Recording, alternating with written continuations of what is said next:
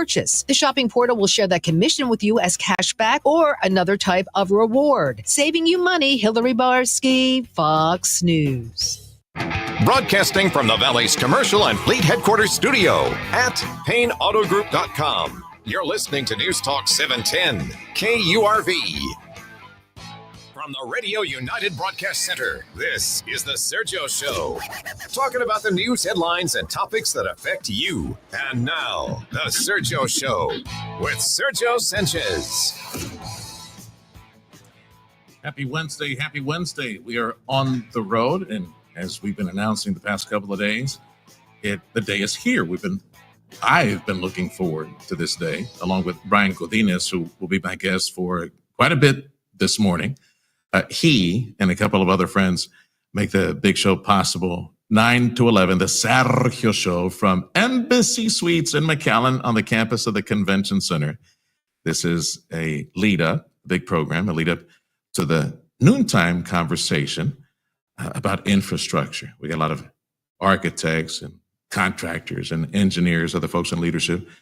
Let's try to solve the infrastructure challenges of the region in 2 hours from 11:30 to 1:30. Actually, just a bit of an exaggeration, but either way, we'll be taking inventory and looking forward to some of the infrastructure issues of South Texas. Brian Godinez from ERO Architects, again, part of the team that makes this broadcast possible today. And of course, the big event, iLinkUp. Let's start with iLinkUp. I want to talk about how you pay the bills, how you make a living. We'll talk about that. And congratulations on 25 years on that, by the way. Thank you, Sergio.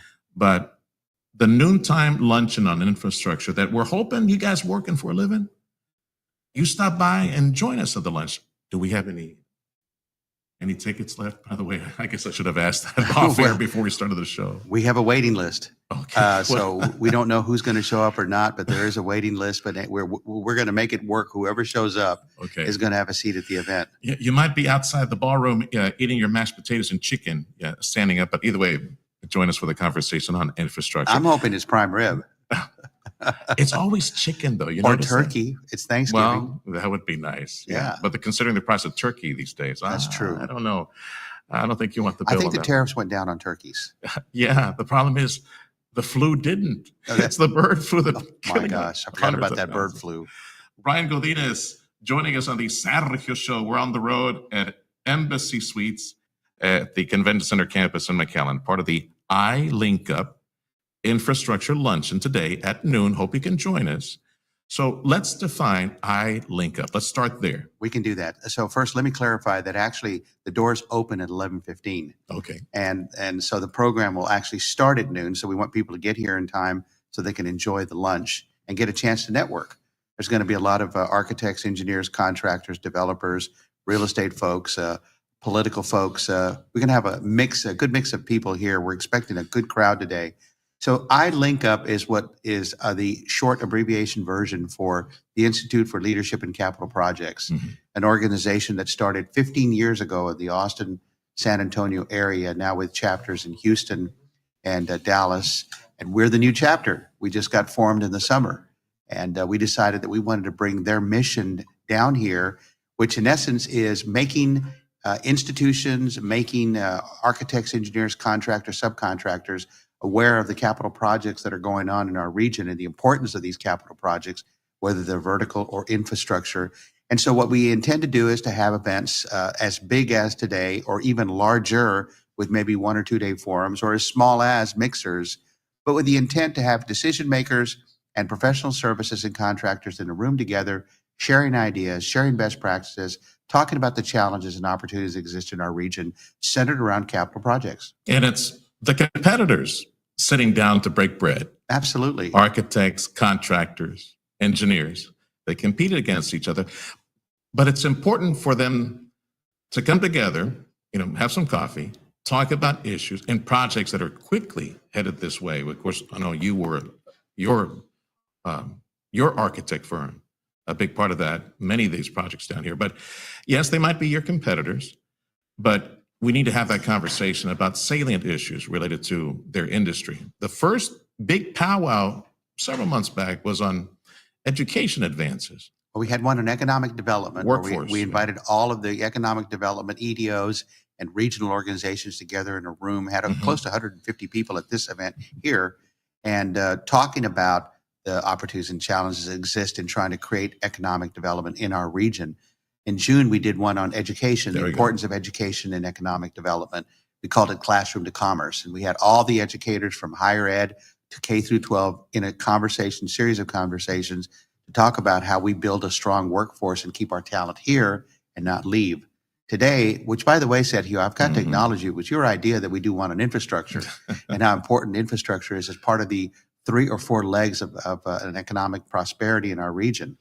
And so you're the one that came up with the idea. We ran with it. Well, it's these guys that have their hands into big projects, or might be the ones who developed the big project, the architects, the engineers, the contractors, because their voices are the ones that the policymakers up in Austin listen to, or in Washington for that matter. So yes, it's a chance to break bread, have some coffee, powwow, network, and also go to school on some issues. But more importantly, hopefully, I'm thinking for the sake of advocacy, so that they can get on the horn and say, hey, we need these roads. Hey, we need water solutions or power generation solutions. We see them, but we're taking inventory of that. I'm glad today. you brought that up, because we want to be at the table with decision makers who are working with our legislator, working with the feds, working with all the different federal sourcing and state sourcing to bring money down here. And what is the MPO is a perfect example on the merge. Yeah. When you work The together, Metropolitan Planning Organization on highway dollars, how they're allocated around here. when you work together and you're in consensus and you're creating a true regional opportunity, funding opens up. And the same thing applies to any infrastructure that we have here. We are, our architects, engineers, and contractors are 2,000 strong, representing $20 billion in this region. And we think that we can have a voice to be a part of securing funding and securing financing and working with decision makers and working with our politicians to help bring projects here, because a bigger pie means more opportunities for us as professional services and more opportunities for better public service for our communities. The Sergio Show, we're broadcasting from Embassy Suites near the ballroom. So hope you can join us for the noontime lunch conversation on infrastructure. Now, the main speaker before the panel that we'll get a chance to present on all these various issues, water and energy and roads and so on. Before that is someone who's an expert. I found out recently, I didn't know the heavyweight that she was, an expert in like nuclear technology, nuclear issues, has ties to Texas A&M and their reactors. Like Valerie Segovia, Dr. Valerie Segovia. PhD. Yeah, will be joining us. She's the main speaker She's during our the keynote. lunch. She's our keynote. Yeah, looking forward to meeting her. She represents actually her domain at the Texas Economic Development Corporation is investor relations. So we couldn't have a perfect person to come up here and talk about, are we investable? Are we marketable? How do we secure funding down here? So she's going to spend some time. She's got an announcement in case some people didn't realize what the governor did in terms of bringing more funding into our region related to infrastructure. So she's going to be talking about that as well. Excellent, yeah. Dr. Valerie Segovia, the main speaker, and then, of course, the panel that will have a chance, about 45 minutes to toss some ideas, take inventory, toss some solutions We around. may give you an extra few minutes. Yeah, I hope so, because Jim Darling alone, he'll gobble up like 40 minutes of all that easily. time. Yeah, and let me talk about water. Let me talk about power. And another thing, and when I was growing up, I walked barefoot through snow, and Jim. I did a series of podcasts with him to promote the show from your different media partners out here in the region. And he was a trip. I mean, I had to kick him under the table a couple of times to, hey, you're giving away all the secret sauce to our event. Save some of it for the event. Where do I go? Yes, exactly. Jim Darling, as I lovingly refer to him, producer Freddie and I, we always joke around because he's so easy to get along with, right? And always a phone call away. And of course, he's like 3.5 feet tall, or like 4. Now that it's Christmas season, he's one of our lovable local elves. Jim Darling, our former mayor, very active in the community, all sorts of boards and decision making and vision He setting. won't boards. retire. He won't, right? I say, dude, I thought we were going to retire and go spend more time with your family. Anyway, Jim has been participating. Jim Darling, our former mayor, the powerful yet merciful Jim Darling. He's been participating with this water planning group called Region M, which is our portion of the state and other ancillary counties. Just defining some of the lack, deficiencies, potential water source, all those things, so that policymakers, lawmakers in Austin can hopefully make better decisions on funding the water resources we desperately need, not only for the cities, but my goodness, industry is tearing down, breaking down the walls of Texas to get here. And it's very thirsty and power hungry. On electricity, Jim has something to say as well. So Jim will be participating in the panel. We got Mark Dombrowski, the Assistant General Manager, COO of the Brownsville PUB, who's going to be talking about power and water from the Cameron County and the perspective, as they relate and connect to the port and the multiple bridges they have there. They have so much going on over there with the LNG, SpaceX. Yeah. We had a chance to feature the panelists on the morning show over several days. And I think the point that Mark made that I found most interesting is that with our neighbor, Elon Musk, and how power hungry his rocket factory and spaceship factory. I mean, let me pinch myself again. I can't believe I'm talking about this. The Rio Grande Valley, where we have the world's largest rockets. We have, thanks to Elon Musk, we'll have the world's largest factory for rockets and engines. Like, wow. But it requires a lot of power. And I remember Mark Dombrowski from Brownsville PUB, saying, oh yeah, our neighbor, Elon, he's going to develop his own power generation facility. And I'm hoping it's big enough to maybe send a little juice this way for the other power hungry he's going to have thousands of people living there, thousands of people working there. They all need water. They all need power. They need infrastructure. That area is going to be so huge. I can't wait to see what it looks like 10 or 12 years from now. Yeah. Not just the rockets and everything they're doing in terms of space, but the resources and support and all of the different industries that'll be around there to support his industry. Brian Godinez, ERO Architects. Also, as far as I link up the Institute in Leadership and Capital Projects, you're chairman or president right now, the local chapter? I'm president of the local chapter board, yes. But you'll have rotating folks coming in. Oh, yeah. We have 7 strong on the board right now and growing. Okay.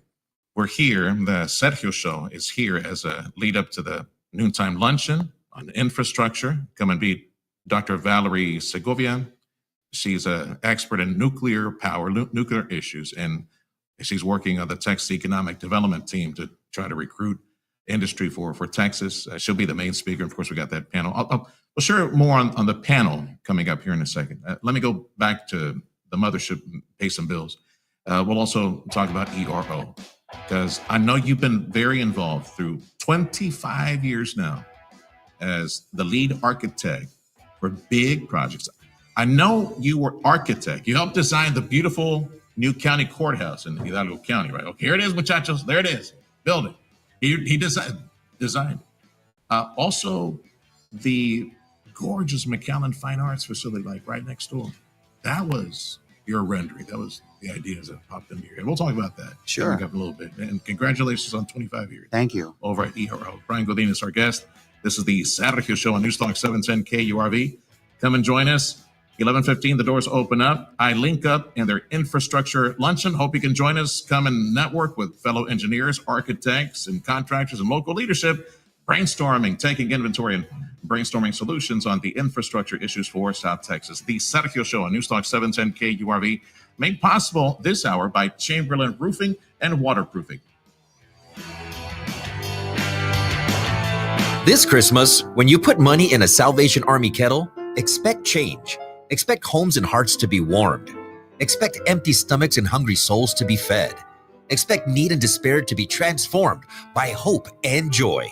Whether you give at our kettles or at salvationarmymcallen.org, expect your contributions to change lives.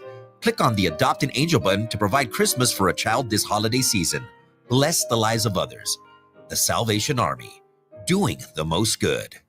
For many years now, I've been very proud to represent a dear friend of mine Dale Johnson, top commercial roofer in the region. The Rio Grande Valley, so many different businesses trusting my friend Dale Johnson for all this commercial roofing work. I want you to know that Dale has trusted Chamberlain Roofing and Waterproofing. So now you got the next level for all these roofing projects at all these different properties that you have. And it all starts with one phone call. DLJ Commercial Roofing is now part of Chamberlain Roofing and Waterproofing. For years, you have trusted Dale. And now by locking arms with Chamberlain Roofing and Waterproofing, you're looking at 125 plus years of experience and a huge menu of expanded service offerings, valued warranties, cutting-edge roof installations, and advanced waterproofing solutions. Call Chamberlain Roofing and Waterproofing for that initial conversation. 956-655-6178.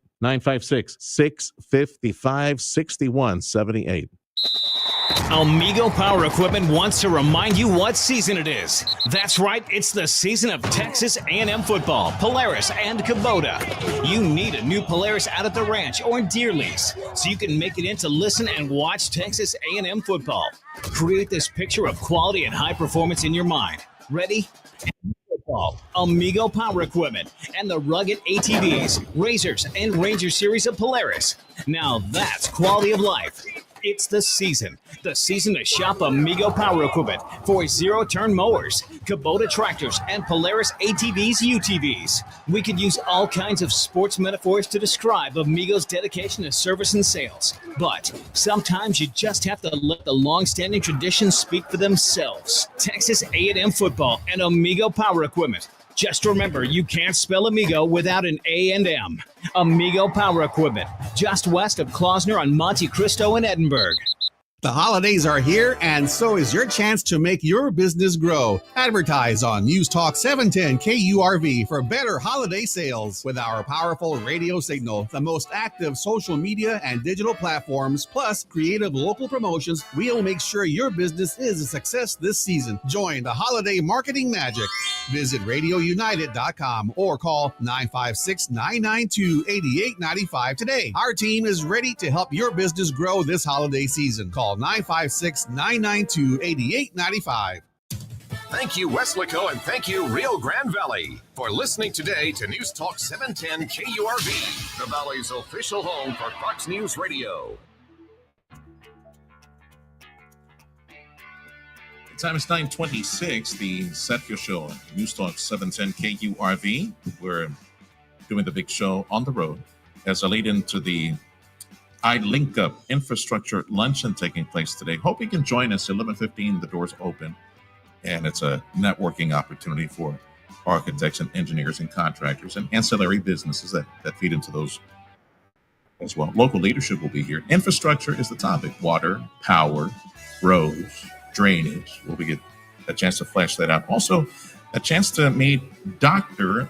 Valerie Segovia, who's coming down from Austin. I think she's on the road right now, but that's I spent too much time on the road. That's a long drive. As soon as you clear San Antonio, it's better. But between Austin and San Antonio, equally. I wonder if she took the toll road around Austin to get down here. She is an expert in many issues related to, for example, power, nuclear power. She helped out over at Texas A&M. So we'll have a chance to hear from her as well. Come and join us and be a part of this luncheon today. Embassy Suites in McAllen. And we got Brian Godinez, who's the president of Link Up, which is putting together this event. Also, congratulations on 25 years at ERO Architects. Thank you. The panel, as I mentioned right before break, Mark Dombrowski from Brownsville PUB, Power and Water. That's his bailiwick. Jim Darling, the powerful yet merciful Jim Darling. Water and Power. He's been participating with the Region and Planning Group. Beep, beep. Every time I introduce him from Texas, beep, beep, Pete Alvarez, our area engineer. Yeah, we'll be talking roads, highways. And we want to say thank you to Raul Cecin, GM for our drainage district in the area. I think he probably yelled a little too much during the Cowboy game on Monday night. I guess for him, it's like the Cowboys winning the Super Bowl. So he's a little bit under the weather. So we're expecting to see Yvette Barrera, assistant GM for the drainage district. So that will be our panel right after the lunch speech from Dr. Valerie. Okay. Happy birthday. 25 years. Thank you. You know, Raul was probably yelling like the rest of us, wondering why Pinkins and Lamb were not out there in the first series playing football. Found out later that they broke curfew the night before. Oh. And so they were punished and didn't get to play for the first series. Yeah. But then they just blew it But wide open. Look how awesome they are. Oh, yeah. How Together? Right? Look how awesome. You're going to have to pay him a lot of money to keep him. Yeah. Pickens. Enjoy your moment. Reality will come next week, Cowboy fans. I have no idea who's on the calendar next week, but Philly. Okay. Yeah. Enjoy the moment. Well, they're at home. fans. At least they're in Dallas, so that may have a small advantage. Even worse, they get to spank you in front of the home crowd. Oh, come on. They've got a chance. All right. Well, talk to Cowboy fans. They always have a chance. They're always going to. It's our year. This is going to be our year. Every year. Yeah. For what exactly? Your year for what? I'm sorry. What is it? Brian Godinez from ERO Architects, 25 years. I had mentioned this is the lead architect, designed that beautiful new courthouse in Hidalgo County. And also lots of other public projects, schools and colleges, things like that. But I think the shining jewel in your resume, it has to be the Performing Arts Center in McAllen. What a gorgeous facility. What did you draw from? What did you research in order to develop the end product on paper, a draft, something like this? What did you look at before you designed? Well, interesting you bring that up because we just launched our new podcast series, Stories Buildings Tell, and we're focusing on the McAllen Performing Arts Center. We had Eli Ochoa, who was the design lead on the McAllen Performing Arts Center. Mayor Pro Tem Sebi Habad is on the show, on the podcast, and it'll be released next week. And then the ever creative and amazing maestro, Peter Zabrowski, who has been with the VSO now for 25 years as well. Valley Symphony. And so we talked a lot about that building. It started when they did a feasibility study after they realized that since 1959, the McAllen Civic Center had been the place for performance in our area. So when they realized that it was, couldn't take that building, couldn't take it anymore, it needed to go down. It was time to build a performance facility. And so they did a feasibility study. And from that feasibility study, we were fortunate to be selected as the architect for the new building. Out of 27 firms that competed for that, we were fortunate to be selected number one from all over the country. And the primary focus that Eli, well, there was two or three things. So the biggest issue was a building at the convention center site that was going to have and be under the flight path of the airline. So the planes that come all, close to 150 feet. Yes. And this building is 105 feet. And so they had to build and structure enough concrete. Eli loves to tell the story that that if you took the concrete from the building and you laid it out in a 6-foot wide sidewalk from here to the island, that's how much concrete is in that building to keep that noise away from the sound. That stage is the size of a 1.5 official NBA court. And so Eli took inspiration from the Rockefeller Center, and they have those rings when you walk in. Those rings, they're actually acoustical in nature. That room is pristine when it comes to sound. They spent about 6 months tuning that room for the Valley Symphony Orchestra, and there's all kinds of baffling that they did in that room. But the outside of the exterior, it represents the McAllen palms, the fronds. That's why you see those little edges coming out from the bark effect that comes out from palms. All of the colors are representative of the sunsets of the Rio Grande Valley and the indigo bunding bird. And then there's the mesquite wood that represents its native in terms of the trees around the valley. So there's a lot of cultural references in that building, but it was the focus that we did in terms of technology and what we did in terms of sound, in terms of theatrics, and being able to have one thing is that any seat is a great seat at the theater, 1,894 seats. Here. Yeah, I agree. And Tony Bennett proved that. Even on the mezzanine, all those places that are up there, The building's going to be 10 years old next year. Yeah. And Tony Bennett, and the second performance after Annie in 2016 in December, I'll never forget it. He had a quartet over there, and he sat there and just kept talking about how beautiful this building was. They don't make these anymore. And I'm going to show you how great it sounds. I did this in rehearsal. He took the microphone down, and he said, and before he put it down, he said, I promise you, everybody in the back over there, you're going to hear me. Yeah. He took the microphone and just by himself sang a cappella, Fly Me to the Moon. Yeah. And it was a beautiful moment. And everybody heard it, and everybody just clapped and loved it. And in that moment, I can imagine everybody in the audience quiet. You could hear a pin Oh, drop. yeah. Okay, they want to hear Tony Bennett. Oh, yeah. Oh, my goodness. To have that in our history, the great Tony Bennett was pretty much the one who initiated that facility as far as a major concert. And then he said, and Eli wasn't in the audience. He had a family emergency and he couldn't be there that night. Whoever designed this must have known what they were doing. Oh, and I was going, I wish Eli had been here. Well, we to can show hear the recording afterwards. My goodness. Brian Godinez from ERO Architects celebrating 25 years. Its time is 9:33. The Sergio Show.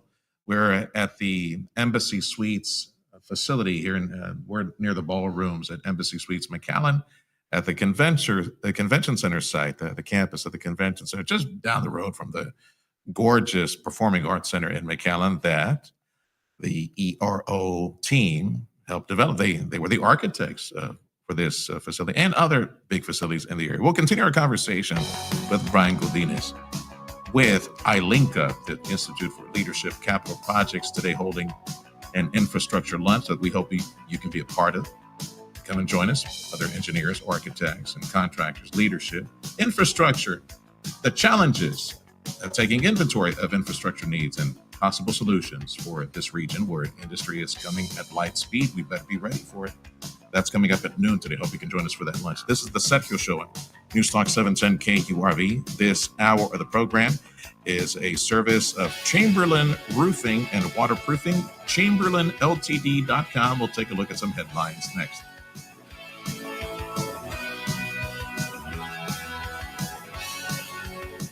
Digging without contacting Texas 811 first could cost more than you think. Texas 811 is a free service that helps you avoid damaging underground utilities like electric or gas lines. Every year, accidents happen because someone didn't take a moment to contact 811. Whether installing a fence or working on a construction site, contacting Texas 811 is the law. It's quick, free, and keeps you safe. Visit texas811.org today for more information. Safe digging starts with one simple step. Make it today.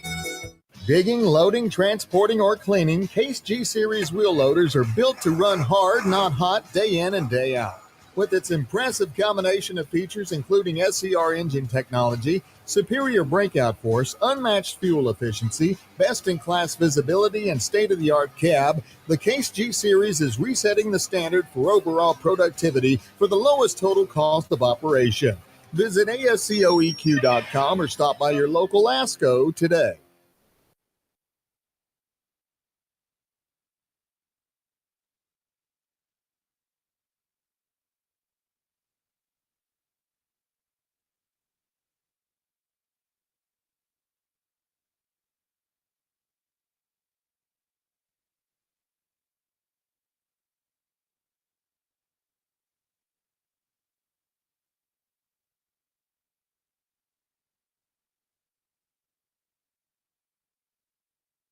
Through the years, I mean, they got footprints all across the nation here in the Rio Grande Valley waiting for your call because their knowledge, expertise, all the different services, new services that they bring to South Texas, and of course, all the confidence that all this work will be done right. They stand by it. They got the valued warranties that you should expect from such an expert outfit like Chamberlain Roofing and Waterproofing.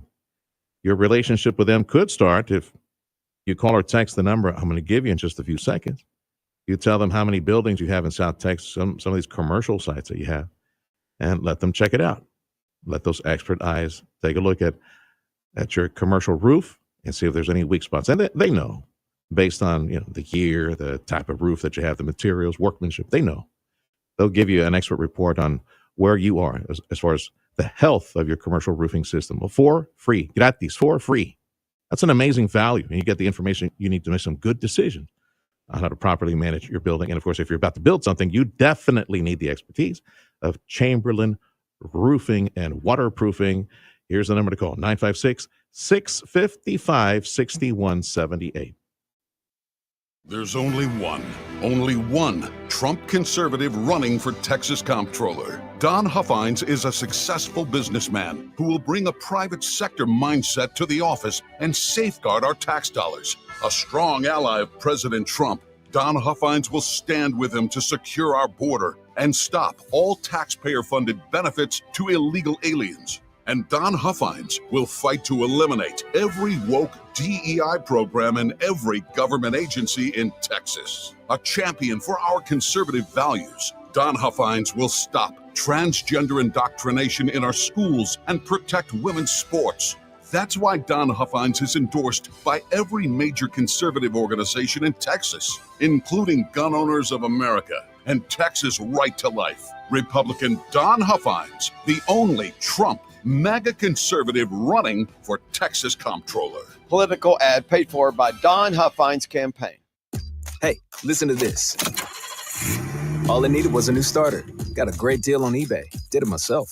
Yeah, that's cool. But how about the soft purr of an upgraded exhaust when it fits just right? For me, it's the little things, like these new windshield wipers from eBay I installed. From small fixes to big upgrades, eBay has all the parts you need at prices you'll love, guaranteed to fit every time. eBay, things people love. Eligible items only. Exclusions apply. Progressive Insurance. Insurance for motorcycles, boats, and RVs. For protection on the road and on the water. See how much you can save at 1-800-PROGRESSIVE and Progressive.com. Fox News, I'm CJ Papa, waiting for the bill that's out through Congress to reach the president's desk for a signature to compel the DOJ to release the Epstein files. At an aviation summit this morning in D.C., officials taking a deeper dive on how the 43-day shutdown affected the airline industry. Some 50,000 flights were impacted by the government shutdown, affecting millions of passengers. These lawmakers want the FAA to be able to tap into a little-known fund to pay controllers during shutdowns, and Transportation Secretary Sean Duffy has said he's for this kind of legislation, too. Fox Business' Grady Trimble, your Thanksgiving feast cheaper this year. The American Farm Bureau Federation's annual supermarket survey finds Thanksgiving dinner for 10 costs about $5.52 per person, down 5% from last year. Fox's Chris Foster reporting. America's listening to Fox News.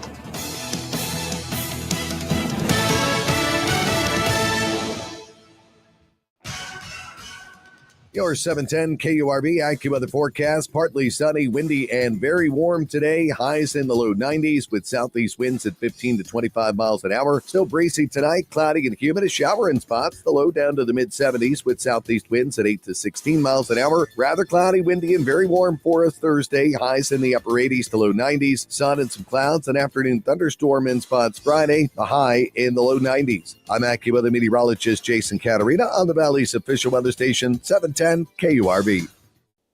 Broadcasting from the Valley's commercial and fleet headquarters studio at PayneAutoGroup.com. You're listening to News Talk 710 KURV.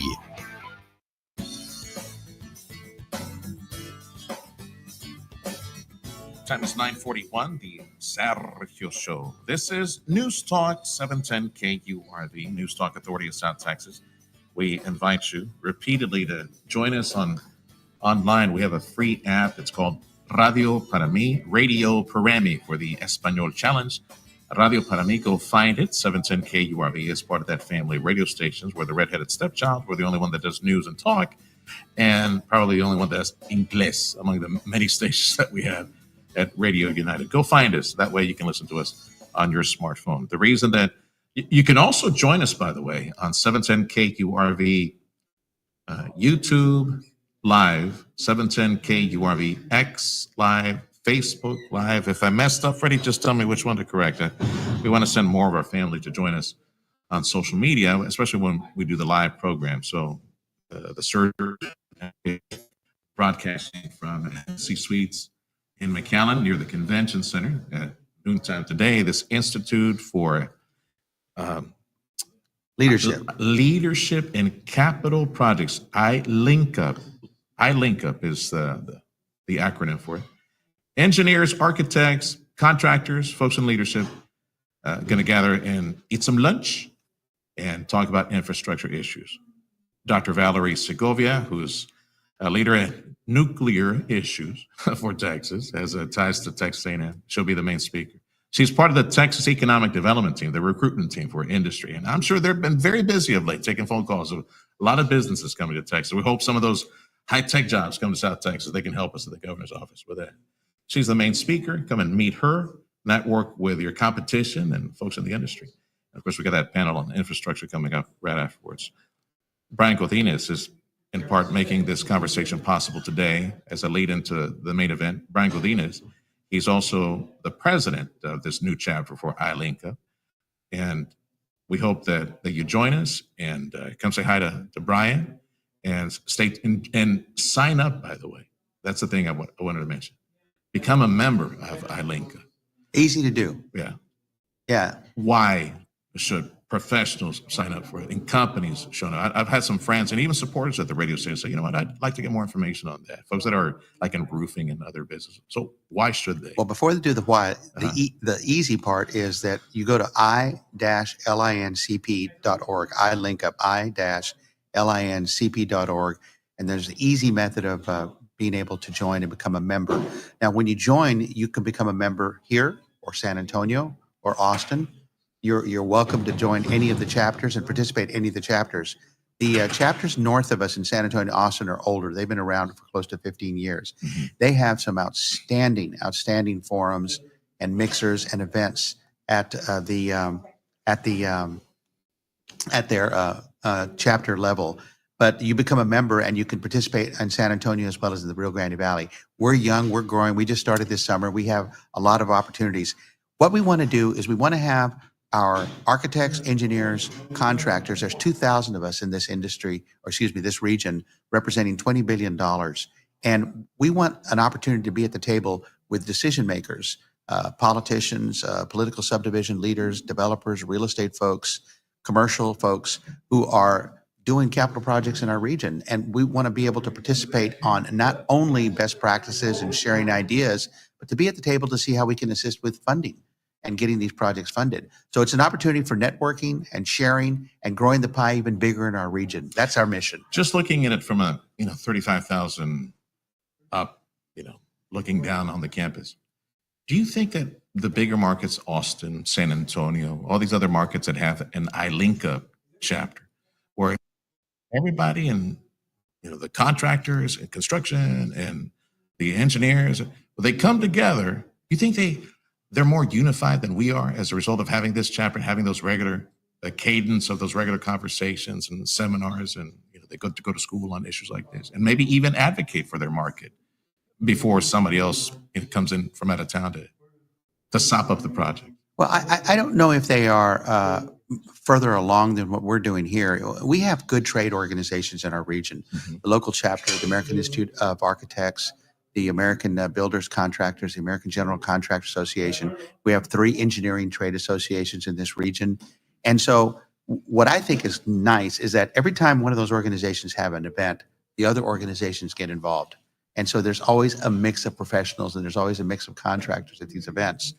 What we're trying to do, and we are getting them involved with us, is bringing decision makers and bringing those that are involved in the funding of capital projects to be part of a conversation with us. That may be the difference.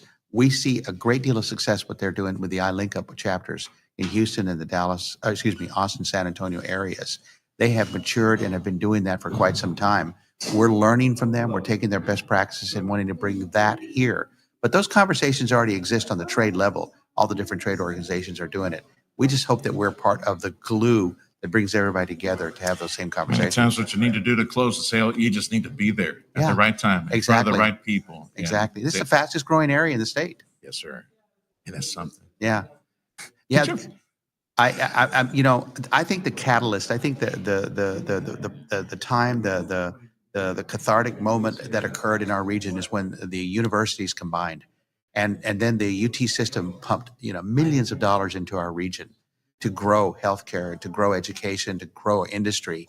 When that happened, and then the combining of the metropolitan planning organizations combined into one, that really opened up the awareness for our region that we are serious down here. There's a lot of trade and commerce going on here. There's a lot of opportunities for businesses to be here. I think those were big milestone moments in our last 10 years, Sergio. And it's only been 10 years, I was about to say. Exactly. They just cut the cake on the 10-year birthday party, UTRGV. Like that, in a blink, it occurred. Yeah. But look at the success that we've been having in this region. Yeah. I tell my son, he's all cool, SpaceX, the medical school and all these things. I said, son, we're the exception. We're not the norm. We are truly blessed, this South Texas region. As South Texas goes, the state of Texas will go. Absolutely. 10 years ago, Sergio, there may have been 12 practicing architectural firms. Now there's about 25 in this region. A lot of architectural competition here, and we welcome it. It's good. It helps our industry grow. Brian Godinez, ERO Architects. He's also president of this new Rio Grande Valley chapter, this ILINCA chapter, Institute for Leadership in Capital Projects. Today celebrating a lunch, noontime, at Embassy Suites in McAllen. Hope you can join us. Doors open at 11:15 and come and network with folks in the industry and local leadership. Infrastructure is the theme today for right after Dr. Valerie Segovia speaks. The topic is infrastructure challenges and potential solutions. And yes, we hope to open up the floor so that, you can, something is, just eating at you. You need to ask a question. Well, you got the right people here. We can bring stuff to the floor. So join us for that conversation. ERO Architects, celebrating 25 years. And in case you missed it, go back, do the rewind on this conversation that's kind of like in podcast form on the show. See, ERO Architects, and Brian Godinez and his team, they were the ones responsible for the gorgeous Performing Arts Center in McAllen. And he was taking me to school and how much concrete and how thick the walls and all these things. I'm thinking, God forbid, there's like a nuclear holocaust. I'm running to the Performing Arts Center because that sucker's so thick to prevent plane noise from coming in to the performances, the fine art performances. The walls are so thick. There's so much concrete there that drown out any noise from the outside. Oh, it's unbelievable. The flight path is about 400 feet above this facility when they're landing or taking off. Mostly it's when they're landing. And I'll never forget the first performance of Annie. It was in November. And I was sitting there and I was thinking about all this weight and this concrete that's in this building. And I'm going, please don't fall. Please don't fall. That was really in my head for about the first half hour. Well, that would be your fault. That'd be the contractor. You're just the architect. I know. Well, we were also the structural engineer too. So we had that responsibility. But I'm just thinking about that. I'm sure most architects or contractors when they're in a building like this, but it's unbelievable to be able to draw that sound out so that we could have Broadway shows.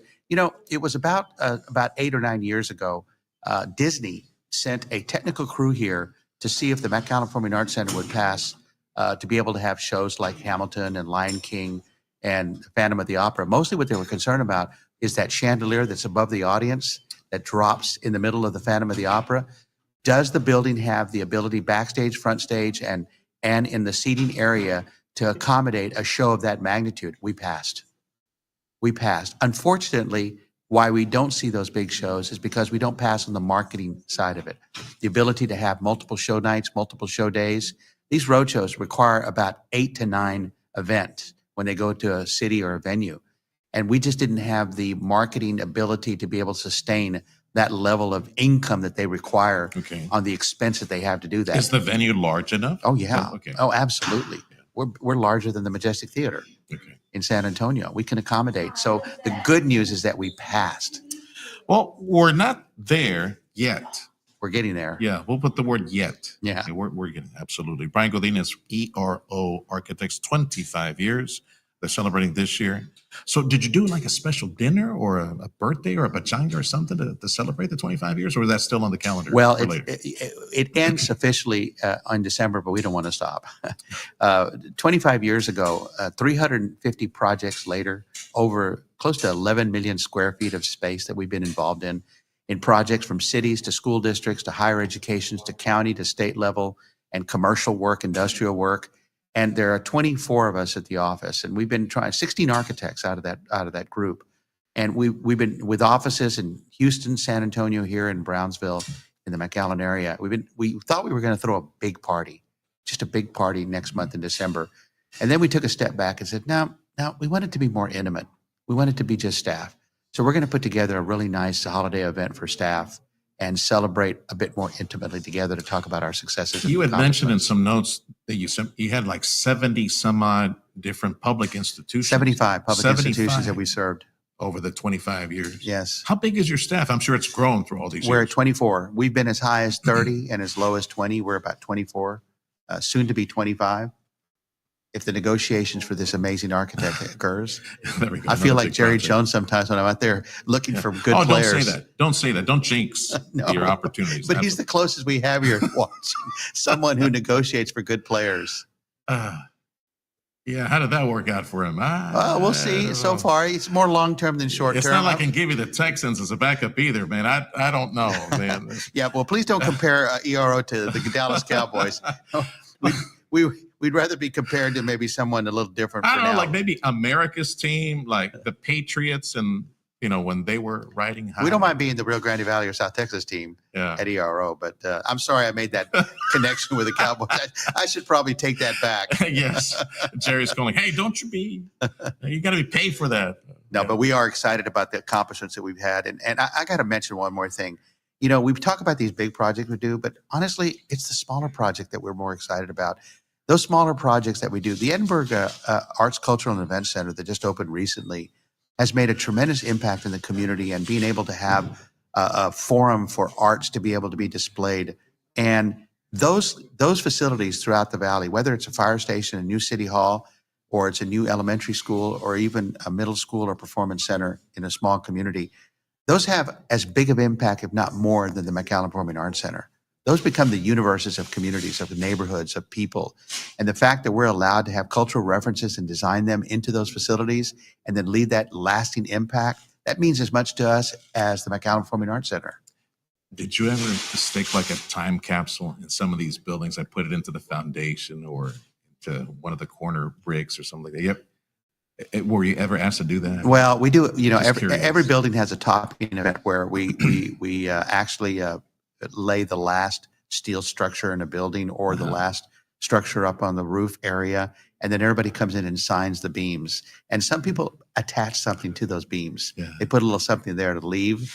I don't know if they'll ever see it, and maybe one day they tear the building down and all that's there. I don't know. Unless but we it's do that. Yeah, unless it's a rock or something like that.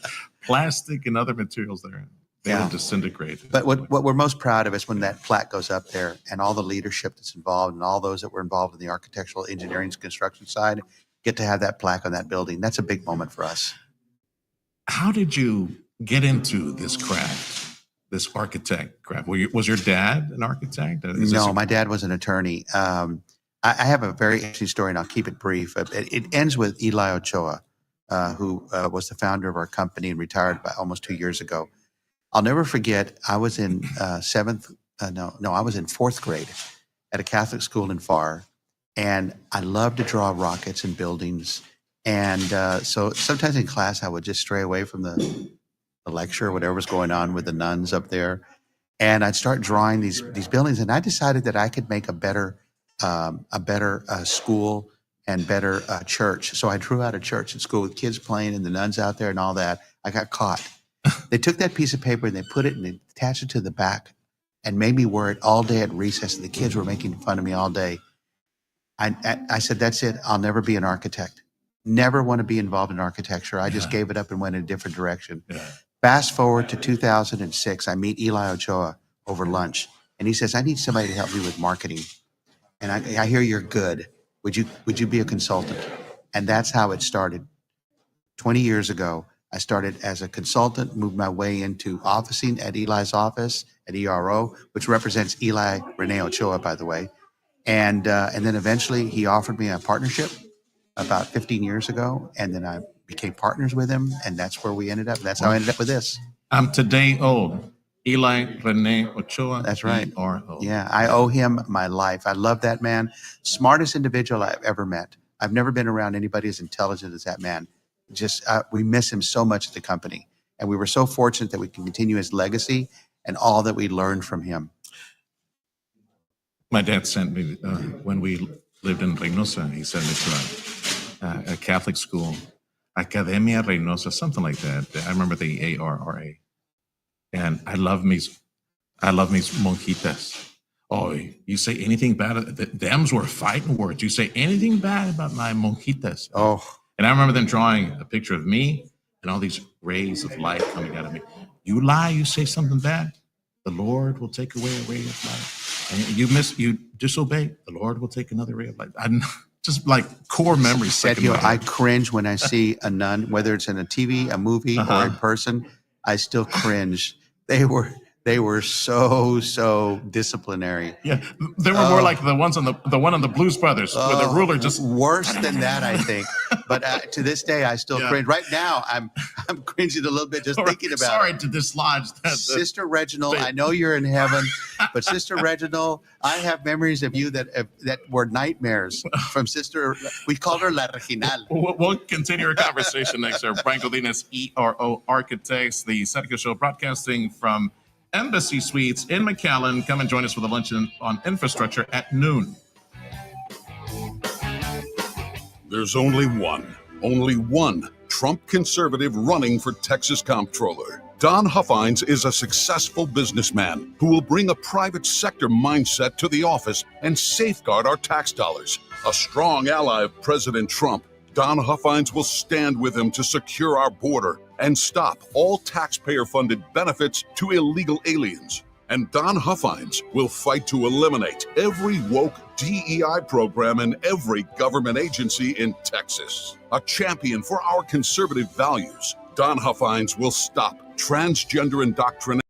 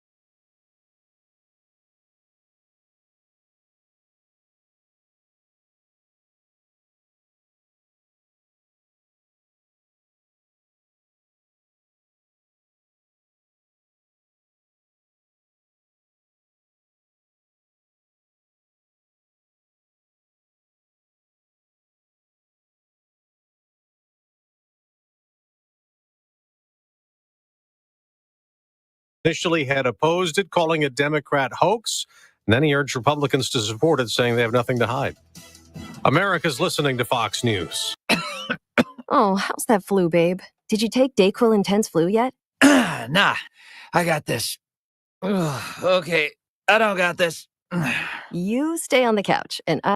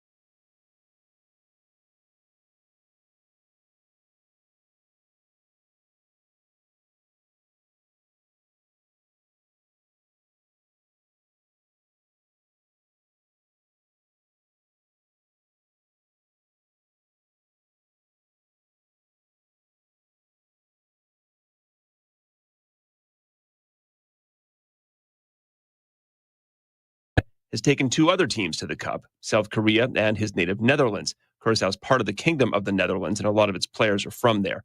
42 teams have qualified so far. Other World Cup first-timers next year are Cape Verde, Uzbekistan, and Jordan.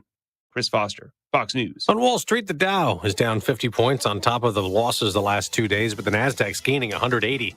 I'm Dave Anthony. This is Fox News. Eggland's Best, the only eggs with more fresh and delicious taste, plus superior nutrition. Eggland's Best. Better taste, better nutrition, better eggs. The Wednesday edition of the Sergio Show from Embassy Suites McAllen as the lead into the Institute for Leadership and Capital Projects Infrastructure Luncheon. Join the region's engineers, contractors, and architects, along with the area's top leaders wrestling the infrastructure challenges in a rapidly growing market. Dr. Valerie Segovia from Texas Economic Development is the main speaker, followed by a panel discussion on water, power, highways, and drainage issues. Broadcast made possible by Mott's Building Materials, ERO Architects, and Rio Bank. Your 710 KURB, IQ of the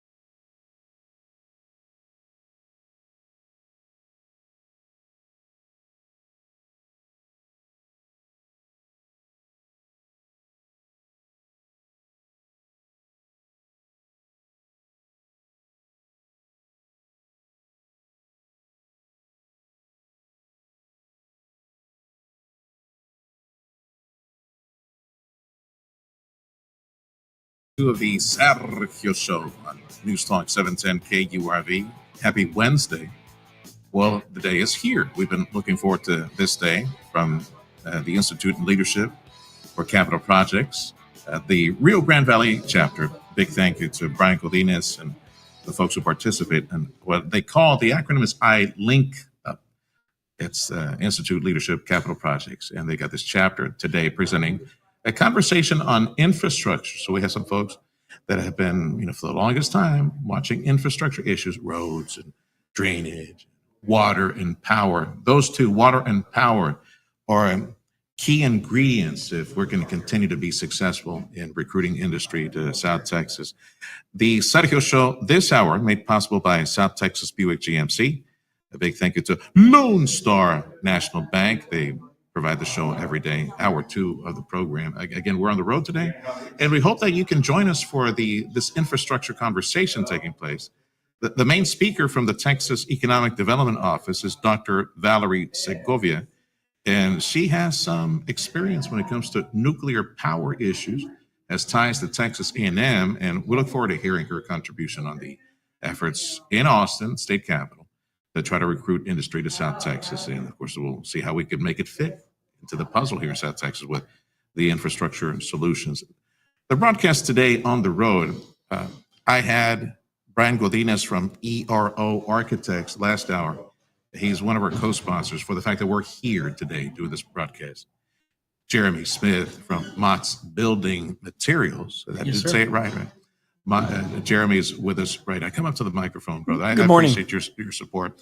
Every now and then I check in with Jeremy to say, hey, on the construction side, because he's got his thumb on the pulse of who's buying what in construction, because you have to look at these trends. Because, that's your bread and butter, man. Certainly do. Yeah. So how is the construction business these days? Well, what are folks on the front lines telling you? I'd say if I say what has the year done, first half of the year was pretty strong. People were optimistic coming into 2024 or 25, excuse me. Some of that optimism has fallen in the second half due to labor issues in the market. Labor issues directly linked to immigration raids. Correct. Yeah, correct. that's That's the bottom line issue. We had That's- a builder. I was telling Jeremy off here. We had a builders association, one of them, Mhm. that joined us on the radio and said, "Yeah, well, we're looking at possibly 20%, 20% decline. Look at some of the projects on the outer rim, some of the cash projects. Yeah, those are definitely, which means it's. I'm guessing, not being the contractor or anything, but I'm guessing if it's some of the, this would be like the finishing touch or maybe some of the initial and finishing touch jobs that can be paid in cash. Some of them were being affected. So they saw, to the point that they were complaining that before they had their parade of homes, some of the home builders found themselves in a pinch. Like, oh, are we going to be ready for the big parade of homes? And that's why that came up. So obviously that issue on labor still continues. Most definitely. How does it, any way to quantify 15, 20, 25% reduction in new starters or anything like that, or what? Well, at Mott's, what we've tried to do is mitigate our decline by picking up additional market share. So we've been pretty successful at that. So we've not seen a substantial decline as of yet. But when I talk to individual customers one by one, and I look at what they're suffering, some are doing. They've all come to the point where they realize the one thing they have to do is slow down. There's not enough The labor. builders you're talking about. Definitely. There's more projects than there are workers. So until there's a solution either through, something or other gives, there'll just have to be a generalization that the only approach is to slow down construction to the pace that's possible with the current labor that's available. Wouldn't that drive the price up just a little more? Hey, I'll pay a little extra if you can work along. Oh yeah, Maybe that affect the ones that continue to work aggressively have decided early. My dad always had this saying of saying your first loss is your best loss. So sometimes the people with a larger project volume can go to the labor that's out there and say, I want to contract you for this entire period because I know no one else is available. So the bigger players are obviously in a much better position than the smaller builders. And the Valley is very diversified compared to anywhere else in the country. You have a lot of small players and very, very few at the top. Yeah, and access to the, air quotes, more affordable, cheap labor that's accessible by crossing the river on a regular basis. I think some of the builders are using this as an advantage because they realize they can gain momentum and basically keep the competition at bay because they have an advantage over the competition. Advantage into saying, okay, well, we're licensed and certified and insured, and we got the workforce that, we did due diligence to make sure everybody's got their permits. Is that what it is? Well, I think it's more that while everyone's else sitting on the sidelines waiting for labor, they're building and selling houses now. And if you can't build, well, you can't sell. So I think I honestly don't know what the solution is. I think it's individualistic. Each business has to look at what they can do to deal with the circumstances of the day, because frankly, I don't think they're going anywhere very, very quickly. Jeremy Smith is co-owner of Mott's Building Materials, and he and other supporters are the reason that we're doing the Sergio Show from Embassy Suites McAllen today. It's a lead-in to the I-Link of Institute for Leadership Capital Projects get-together, the luncheon on infrastructure conversations today, and definitely appreciate always your support, whether it's this or the U of H Cougars in the Final Four, right, in the championship. We'll see what happens this year. Hopefully. So we'll go Cougars. We want to have Jeremy back and Absolutely. get his support on that one. I had mentioned to you, of course, one builder association complaining about the labor issue. Labor is still a thorn in the side for folks in construction. It will not be solved overnight. And so much for bringing in on H-1B visas, more work for them. I don't think that's happening anytime soon. But there was another powwow that you were telling me off here, another builders association that get together. And if it's the same one that I'm thinking of, there was a young man, some kid that I saw him saying, we need the mayors there. We need all the mayors there. I'm going, okay, well, this is a federal issue. I'm not sure what the mayors can do, but what we need is training. We need a workforce, like as quickly as possible, ramp up more at the high school, maybe get some adults trained. And that voice was at the meeting. There was voice about training. Yeah. I'm not saying it was going to be the predominant voice. Most people are, I guess you could say, angry more than they are. Yeah, more, understand. But builders themselves are looking for solutions, not really looking for. They're looking for solutions for their own business, which in a capitalist world, that's what businesses should do. Is look at what do I need to do to shore up my business for my employees, for my base, for my customers, for my region. Even me as a business owner, I know I look at that. I look at what do we need to do to make sure the 200 and plus employees we have still have work, and sacrificing our profit, reducing what we're taking is the flavor of the day. It's the only thing you can do to keep things together. No, you just remind me that on top of, I don't know how tariffs are a reality in your universe, but that's another issue, I'm sure, with some of that. If any materials come in from overseas, you have to either swallow the cost or pass it on, things like that. Jeremy Smith from Mott's Building Materials. So back to that Builders Association powwow. I'm glad they brought it up, because realistically, education is likely the only way to get out of this hole in the next 12 or 18 months for this market, for all markets for that. Either at the high school level, that I know there's some good trade and technology programs. Edinburgh, for example, we like to feature Edinburgh all the time. But also adult high schools. I don't know if you're aware of the adult high schools, folks age 18 to 50, there's such a new, for free. They can get it in there and learn electrician, plumber, welding, all those things. I've seen some as quickly as possible. Get in the training. Outstanding programs. I know I went to Edinburgh to look at one of the schools they have there, and I was shocked to see. I graduated from PSJ in 1992, and I can tell you the programs that they had that I saw just last year, whether it was pharmacy, whether it was construction. I mean, granted, you have to qualify and you have to be an outstanding student to qualify for those programs. Yeah. But the fact that they're available at the high school level was an eye opener to me. And I thought, why aren't we doing this on a larger scale? And that was a year and a half ago. If the focus had been there and for the last 10 years, can you imagine where we'd be today? Yeah, that's true.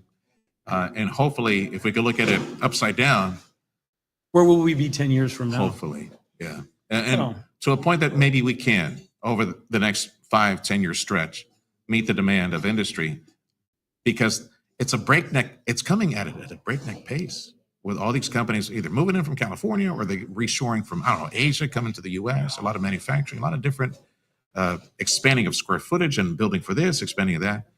The jobs are here, they're coming. Oh, yeah. And we're going to need as much as we can. The amount of investment that's coming into the country, obviously here in the Valley, it's almost incomprehensible.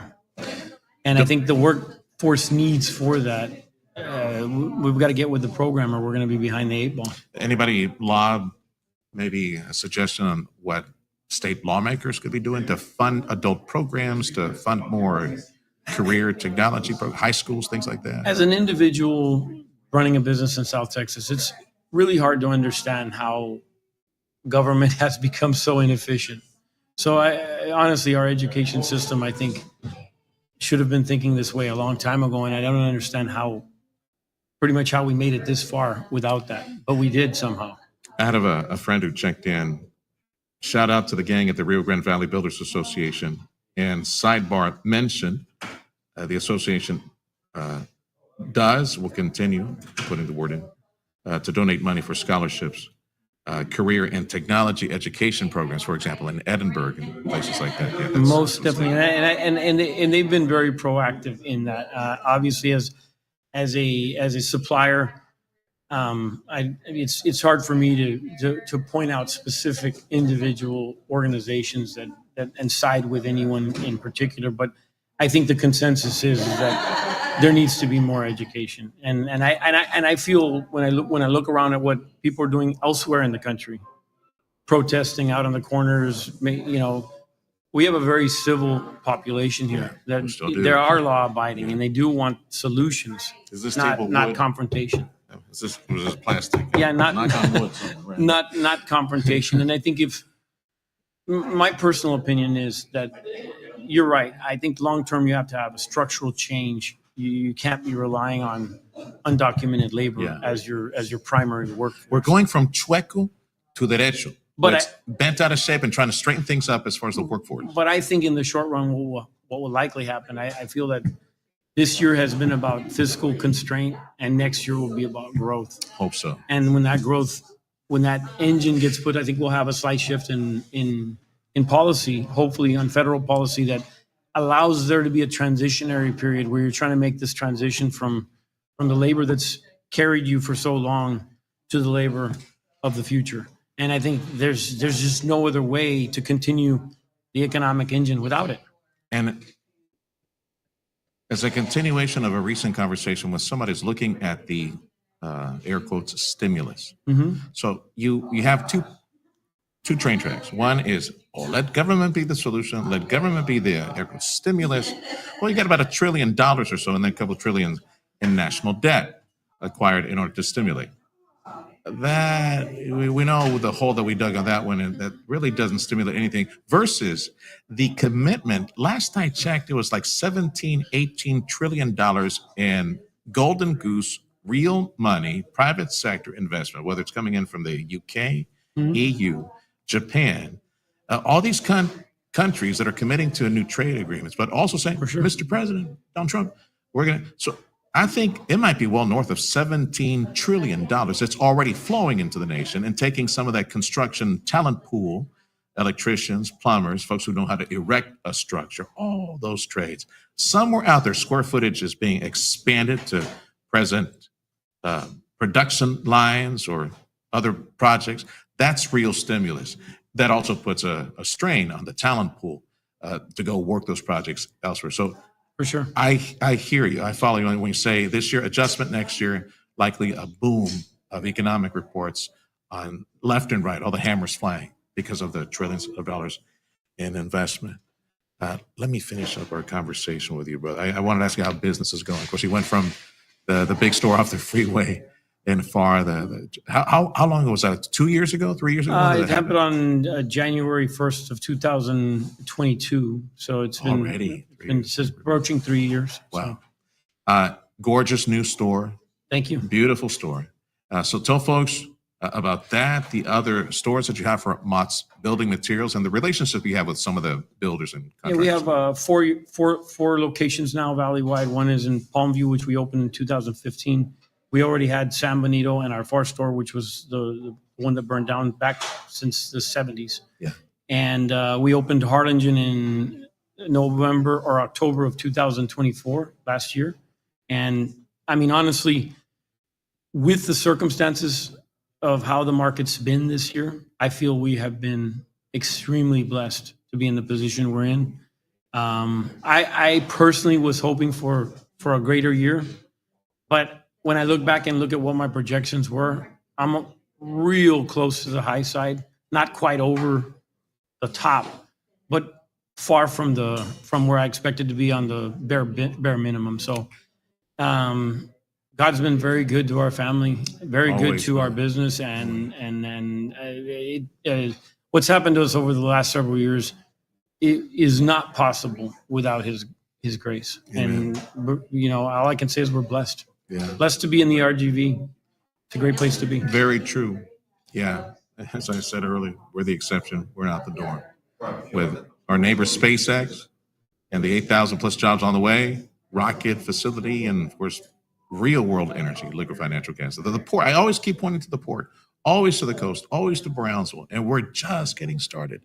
Boy, if the Lord's providence, you know, if He comes through for us and says, okay, you guys got a computer chip plant, or this type of a high-tech facility over here, like all these decisions that are waiting. You'll find I'm very optimistic. I'm holding back on my optimism because I don't want to be wrong later or have people throw in my face that you said this and this didn't happen. But I have a lot of hope and a lot of optimism about 26, but particularly late 26 and 27. I think we'll be clicking on all cylinders. Like I told producer Freddie, there is no way that we will not see some type of economic boom. It's going to happen. It's 17 plus trillion, maybe already 20 plus trillion in money dedicated to our nation, already flowing into the nation, projects already, purchases taking place, projects being, contracts being signed. Yeah, we should see. Well, there's so much work on the sidelines already that as soon as there's opportunity to push forward, you'll see the engine move very quickly. Well, you're not a Cowboy fan, are you?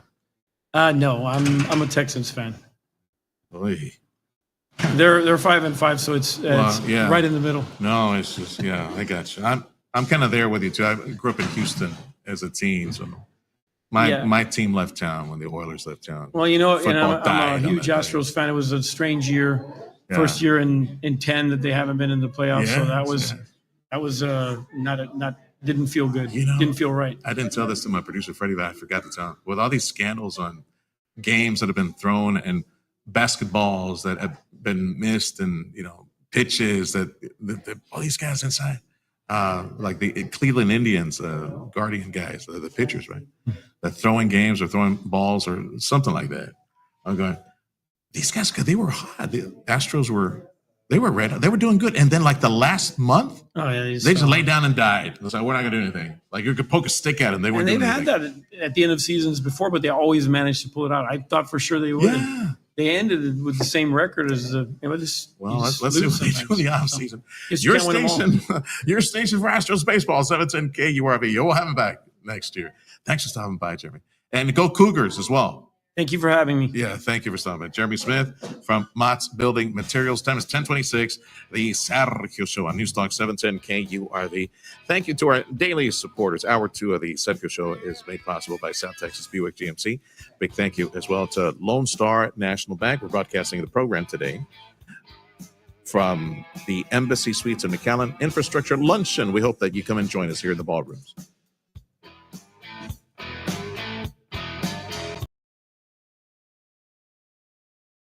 Of Texas A&M Fighting Aggies football. Catch the action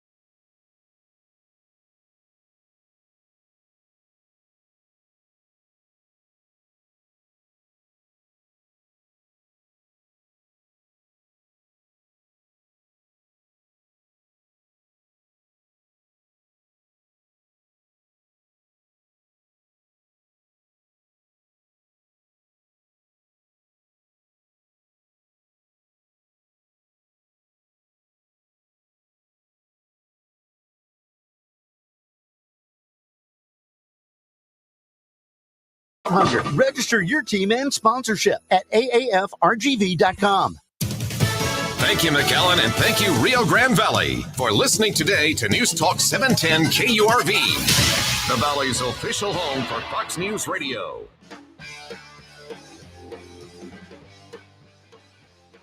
Time is 10:29. The Sergio Show on News Talk 710 KURV. On the road today, we're at the Embassy Suites in McAllen, the Institute for Leadership and Capital Projects, holding a luncheon today, noontime lunch. Show up at 11:15. Come and get your ticket. Come enjoy some lunch with folks that are in the engineering, architecture, and contractor craft, and also local leadership. So the topic today is infrastructure, taking inventory, taking a look at the needs and what we need to be successful in recruiting industry to South Texas, and yes, be able to meet the demand for new capital projects all over the place. All these institutions that they want to build. So I've got the founder of iLinkUp. That's the acronym. iLinkUp Institute for Leadership and Capital Projects. The founder, Carol Warkacheski, is going to come up to the microphone. Carol, thanks for having us again, having us over again today. So tell folks when and why you put together this iLinkUp organization. Our organization is 15 years old, and I think it is so appropriate that we are starting the RGV chapter this year. It's just perfect. 15 years ago, I had a crazy idea, and I said, what if we brought together the design side, the construct side, the owner side, everybody under one big tent, and just had conversations, shared information, talked about best practices, lessons learned on our capital projects. So that's where the idea really sparked from.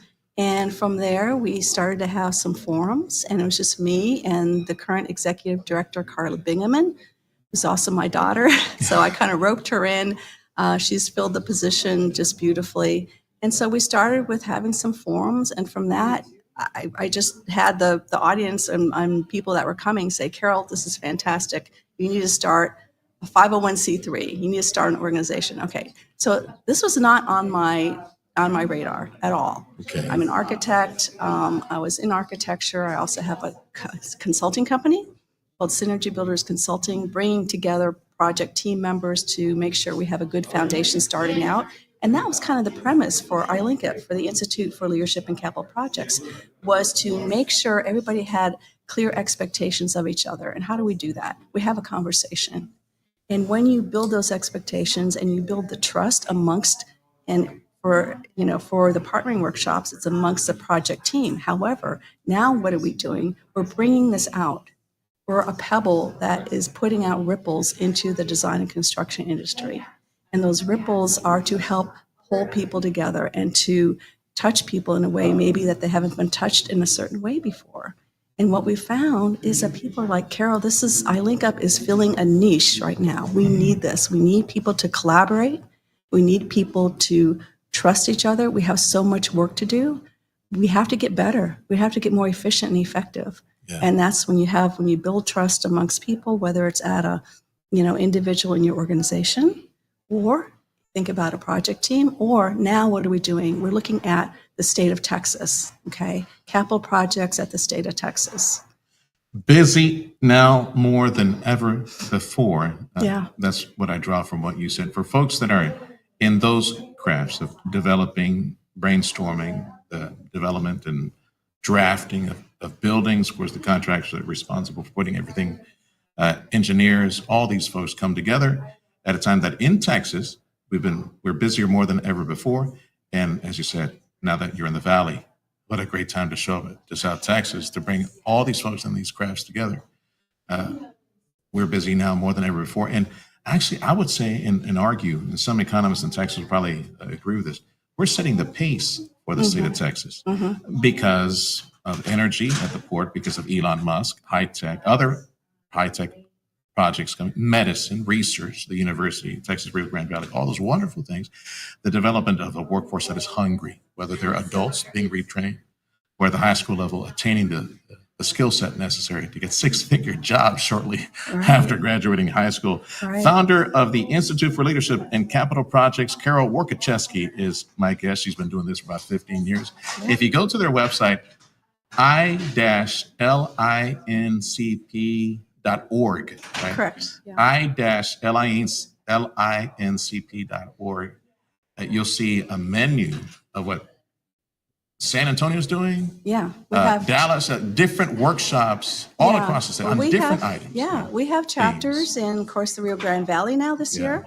And we started with our first chapter actually in San Antonio. When we decided to start chapters, then it was Austin, and then it was Houston. And we are going to be developing a chapter up in Dallas as well. And then where else? We've had questions about, hey, can you start one in Kansas City? Can we go out to Washington, D.C.? What about Chicago? It's like, okay, we gotta get the capacity up to fulfill the needs that are out there for our industry. And I have to say, I totally agree with how RGV is kind of leading a lot of the pace now. I think everywhere in Texas, we have different cultures, within Texas, right? Lots of different cultures and lots of, timing is everything, I always say. So we had a huge boom in Austin, as we know, and Central Texas and San Antonio. Of course, Houston and Dallas they're not quitting, but they had a big boom, right? So I think it's kind of the RGV is now next in queue for that. And I think it'll be interesting to see over the next several years what happens kind of in West Texas, El Paso, and the Panhandle. Like, I think we just have enormous potential. I'll tell you what, the West Texas and the Panhandle, in the news the news batch and the pool that we've been accessing, West Texas and the Panhandle are homes now to these high-tech data centers. Yeah. That's what they're setting up, like Abilene, then north of Abilene, another one, then the Panhandle, another one, and then West Texas, El Paso, they got another one for like Meta.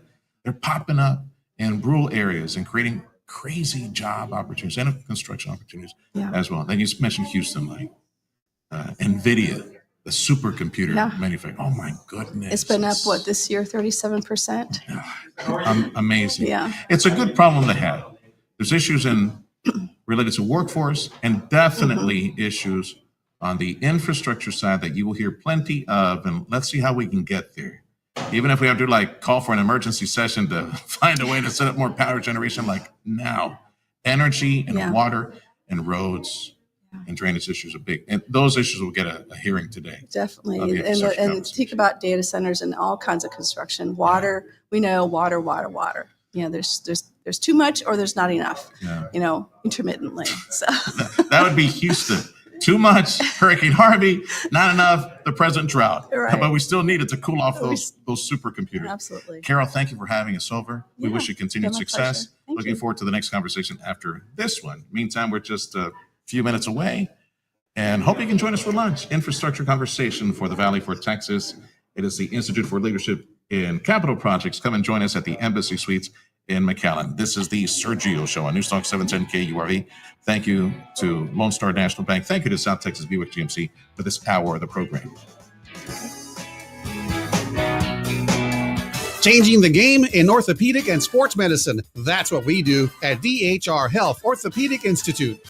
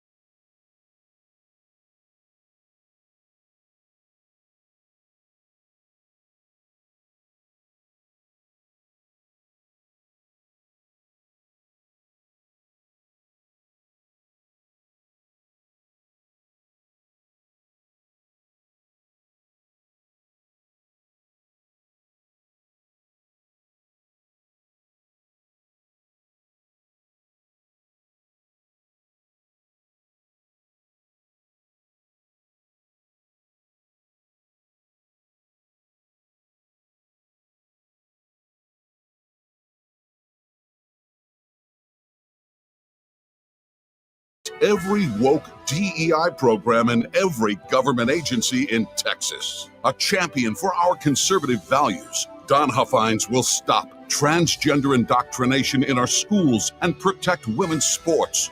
That's why Don Huffines is endorsed by every major conservative organization in Texas, including Gun Owners of America and Texas Right to Life. Republican Don Huffines, the only Trump MAGA conservative running for Texas comptroller. Political ad paid for by Don Huffines' campaign.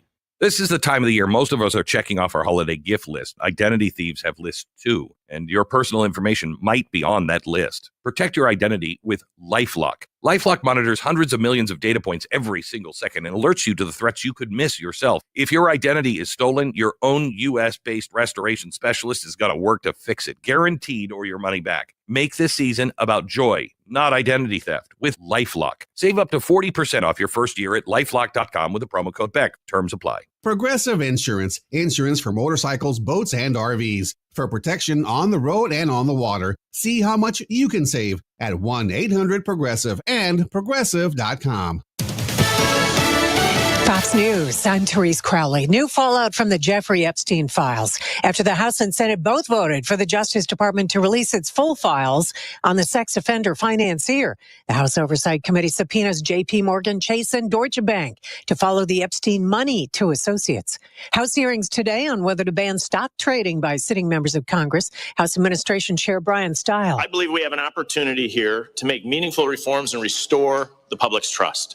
The American people should be confident that lawmakers are working for them, not seeking office to financially benefit themselves. Former Speaker Nancy Pelosi retiring with a $280 million stock fortune. Saudi Crown Prince Mohammed bin Salman brings President Trump a $1 trillion investment in the U.S. with a U.S.-Saudi investment summit today at the Kennedy Center. America's listening to Fox News.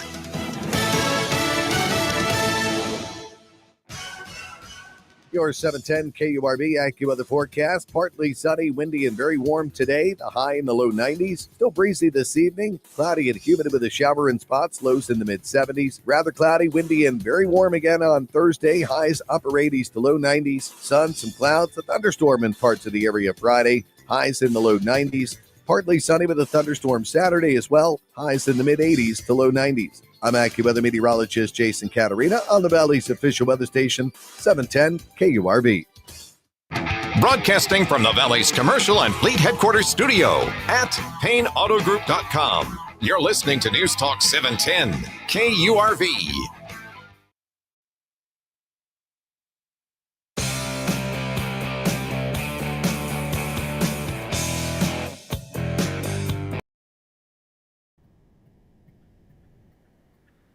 And again, we invite you to the Institute for Leadership and Capital Projects luncheon on infrastructure. Hope you have a chance to make it out to the Embassy Suites in McAllen, near the Convention Center, on the Convention Center campus, 11:30 in the morning. Come and get your tickets around 11. Come and powwow and network.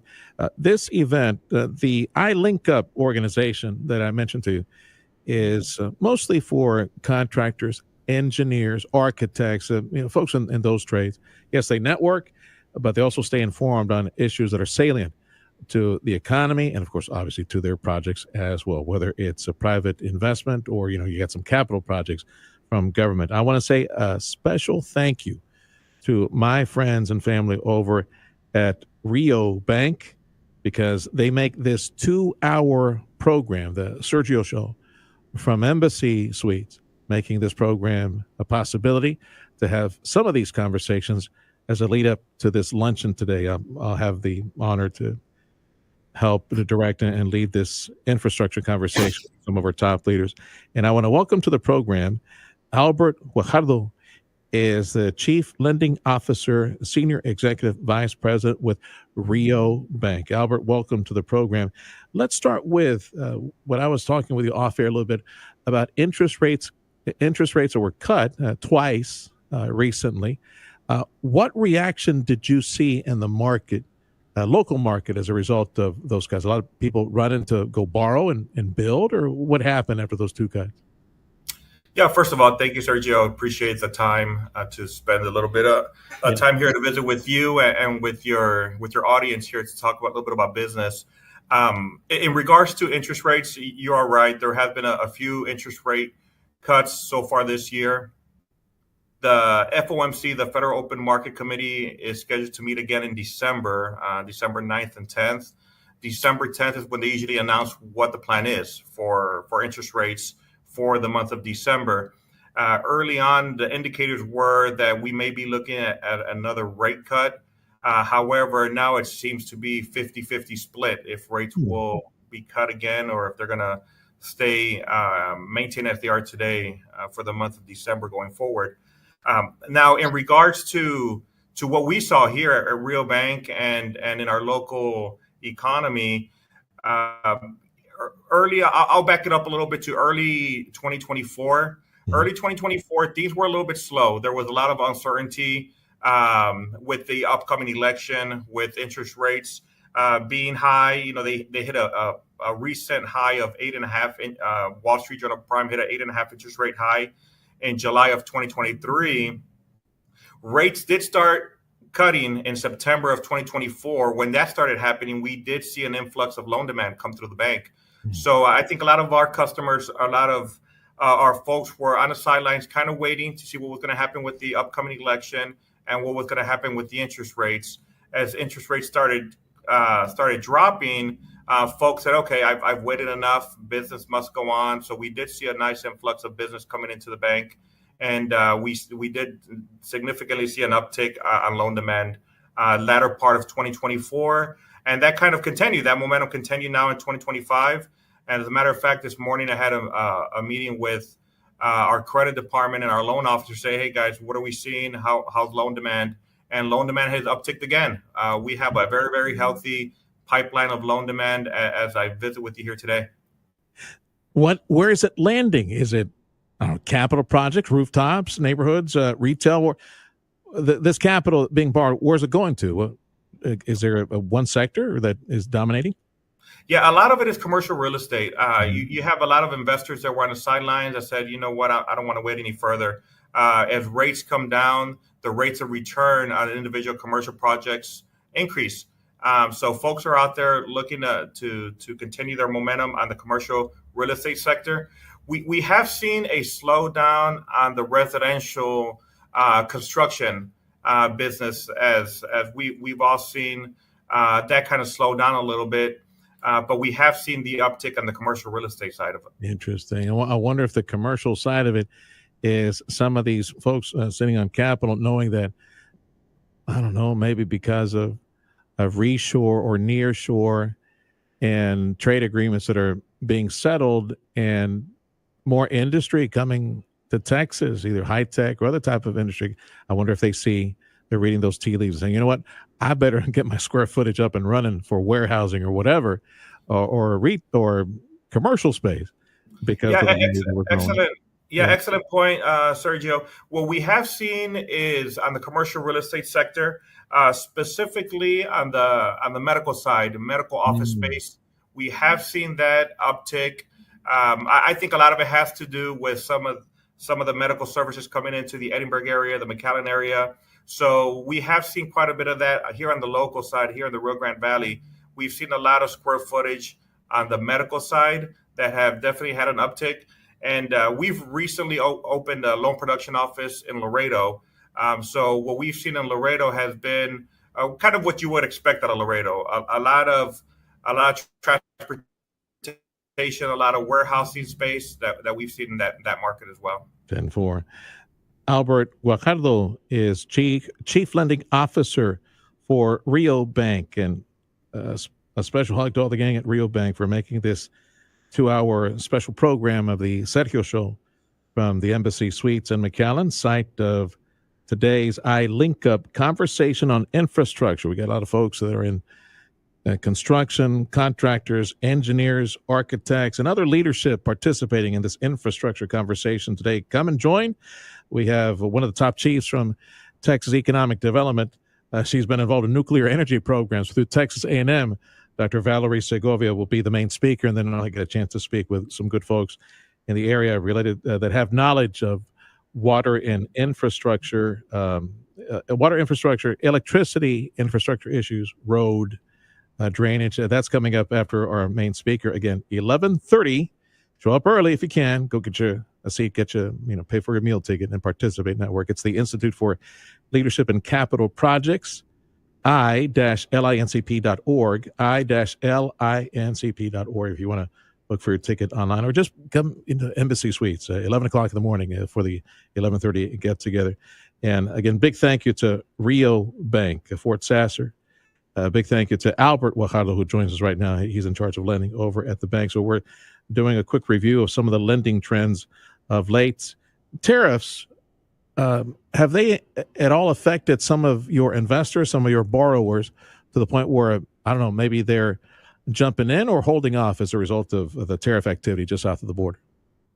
Very good question, Sergio. We have had some discussions with some of our customers in regards to tariffs. Some of our customers that do import some of their goods to their locations here in the Rio Grande Valley, and it definitely has had an impact on their ability to bring in some of their goods.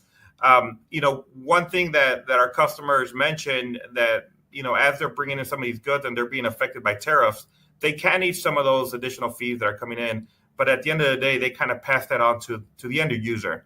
They pass it on to me, you, to the folks that are buying these goods from these local businesses here in the Rio Grande Valley. So it has had an impact. Does it necessarily affect some of our customers' bottom lines? It doesn't. But does it affect your and my bottom line? It definitely does. Albert Guajardo, Rio Bank, and gorgeous tower right off the freeway, which, by the way, they've got some good banquet facilities in case you're needing to do something for Christmas. I'd plug in for that. We did something at the university. I think some other organization. I was able to attend there at Rio Bank, the beautiful tower right off of the freeway. I know that the last conversation I had with Ford, the chief over at Rio Bank, he was mentioning to me some of the acquisitions in the Hill Country. I don't know if you want to review that. It's a done deal. You got some location, like review how many locations does Rio Bank have in South Texas, and of course the new locations that are in the Hill Country as well. Sure. We have a total of 22 full-service banking centers throughout the Rio Grande Valley, Laredo now, and the Hill Country. That includes 2 loan production offices, one in San Antonio and one in Laredo, as I mentioned. We recently acquired Lone Star Capital Bank.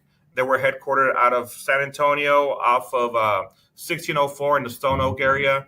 So we did acquire them, and through that acquisition, we were also able to pick up some banking centers in Blanco, Johnson City, Marble Falls, Dripping Springs, kind of the corridor that we identified for growth, where we wanted to be as an organization.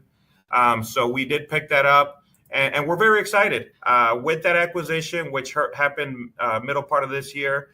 We're $1.45 billion in total assets as an organization. That takes our total loan portfolio to just under $800 million in total loans throughout the valley and throughout the Hill Country. We're very excited for that continuous growth, and we're also looking to expand here locally in the Rio Grande Valley. We don't lose sight of who we are, where our headquarters are located here in McAllen, and we're looking to expand further. We broke ground, and we're looking to open our second banking center in Edinburgh, which would be on the east side of the expressway on Iowa Road and the expressway. This would be the only bank on the east side of the expressway in the city of Edinburgh, in close proximity to the Los Lagos area, as well as the football stadium for the UTRGV Vaqueros. So we're very excited about that continued expansion. Very nice. Planting the flag in areas that are growing. I tell you what, I would envy your colleagues in the Hill Country. For lunch, they got some great barbecue joints nearby in the Hill Country every day at those new locations for Rio Bank. Okay, let's toot the horn now. You tell me perhaps some of the recognizable big projects in the area recently, or maybe even you can go back several months or a couple of years, just as an example. of how Rio Bank has applied capital and created some of the bigger projects in the area, or maybe mention of the impact that you have coming up here as far as investment and some of the construction that's going on in the region. Sure. As I mentioned, Sergio, we don't lose sight of who we are and where we come from. One of our mission statement is we help our communities grow. And that's exactly what we do. We like to grow here locally. And as we continue to expand, we look to grow and expand in those particular markets. Here locally, we've been very, very busy the past couple of years in expanding our footprint, both on the commercial front as well as the retail front. Some of our communities that we serve are on the smaller side, and we don't lose sight of what kind of assistance and areas that need financial literacy, what areas those are. We've identified those areas, and we go out there and we have a full-fledged financial literacy program that we go out there and we visit with all of our banking centers, and we definitely push financial literacy just to deliver a little something extra for the communities that we serve. Some of our bigger projects that we've worked on here recently and we continue to look at have been in the warehousing space. We've had some large projects in the flex space area, particularly in the Edinburgh, FAR, McAllen area. Very excited about that. We've had some large warehousing spaces that we've been able to put together for some of our big good customers of ours. And we like to support, when our customers come in here and they ask us for help on the financing side, we also ask them, how can we help you?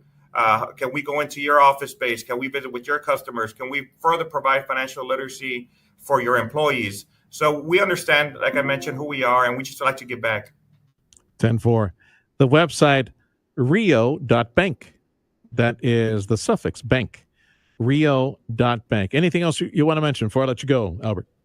No, I just want to thank you and your listeners for always being recognizing Rio Bank for who we are, a local organization with the local decisioning made here in McAllen.